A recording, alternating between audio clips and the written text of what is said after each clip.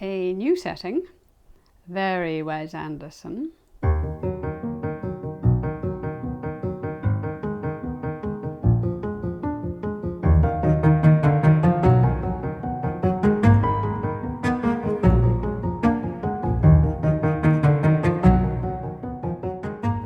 Book awards or prizes are very, very useful, not in that they are the be all and end all telling you what you ought to read and whether you ought to like it or not, but sometimes a book can get into your sort of sights that you might not otherwise have picked up. And for me, I am so glad I picked up The True Story of Raja the Gullible and His Mother by Rabih Alameddine. And it won the National Book Award 2025, and it is an absolute cracker. It's one of those books that at the end of it, I was sitting there going, what on earth have I just read? Not in surprise, but that the emotional punch from the entire book was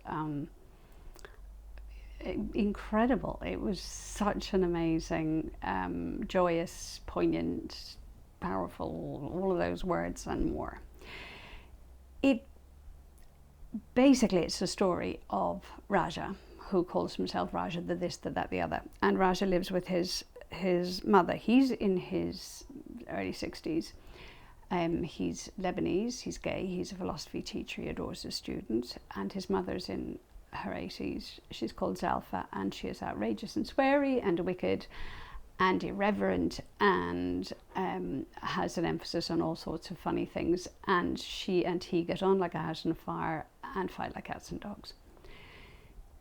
We're in Beirut, and the story is told by Raja, who addresses us in that very familiar, personal, sort of conversational, confessional almost tone.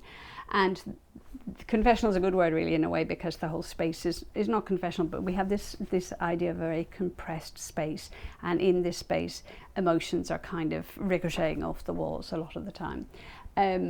Raja has had a varied life, and he tells you this in little episodes, which he sort of says, well, you may think I've forgotten about this bit that I mentioned, but I'll come back to that now.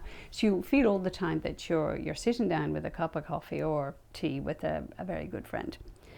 And he then takes us back through his life, from his very early childhood to all the hates and loves of his families, the sort of obvious comments on who he looked like he was turning out to be, because he probably wasn't that sporty or that, macho, and has a very butch cousin who's absolutely adorable and who he learns to hate and learns to love and all sorts of things. So it's very much a book about feelings. It's also a book about being in Lebanon. It's about what happens when there is civil unrest or when there's war or invading armies that are up to no good, and how at a very tender age of about 15, Raja is actually sequestered by some not entirely unknown to him young men, one of whom spares him on the condition that he teach him to dance, and things go from the absurd to the even more absurd. It is quite comical and very poignant, and it's a sort of a trauma he revisits, but it's never told to us by Raja as being a moment that destroyed him, or an experience that destroyed him. And most of our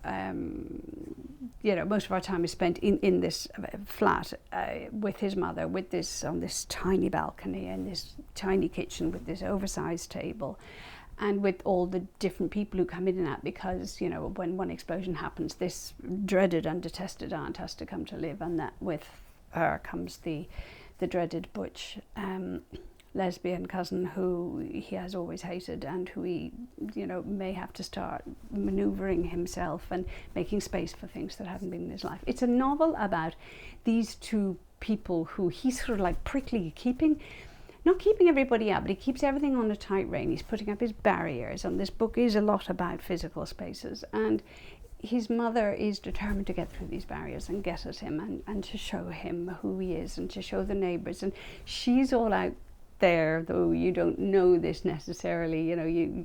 She has people that she brings into the story, and in this small space Alameddine piles on these kind of people who all have an effect and who all cause Raja the Gullible to be able to look at himself and look at his mother and look at their relationship and look at the whole world and look at comradeship and look at collapse and look at what your neighbours are and look at family and look at love. And it's the most gorgeous and delightful and funny and sad novel, and I just adored it, and you will too. That's that one. Do pick it up. And also do or don't forget to like and subscribe.